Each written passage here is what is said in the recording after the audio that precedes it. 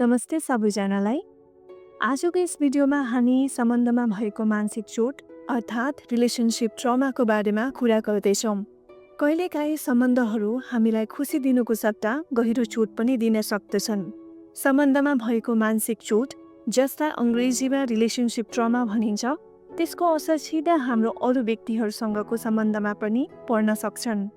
जब कसैले सम्बन्धमा धोका, दुर्व्यवहार वा भावनात्मक चोट भोग्छन्, तब उसले यस्ता कुराहरू महसुस गर्न सक्दछन्।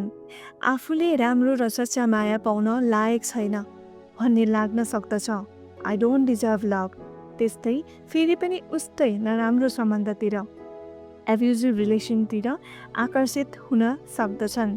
नयाँ प्रेमी वा प्रेमिकामा वा आफ्ना आफन्तहरूमा विश्वास गर्न गाह्रो हुने।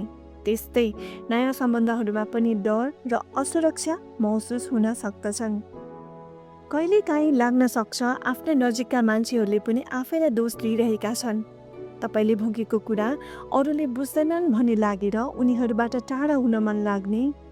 त्यस्तै लाज, हीनताबोध वा दुःखले गर्दा आफूलाई एक्लाउन थाल्न सक्नु हुनेछन्। कहिलेकाहीँ यौन सम्बन्धप्रति रुचि हराउने वा यौन सम्पर्क गर्न नसक्ने अवस्था पनि आउन सक्दछन्। यी सबै लक्षणहरू अस्वाभाविक होइनन्, तर यो याद राख्नुहोस्, तपाईँ एक्लो हुनुहुन्न।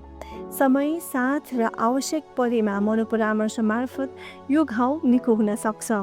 साँचो माया र समर्थन पाउनु तपाईँको पनि अधिकार हो। For more details, contact psychosocial counselling service.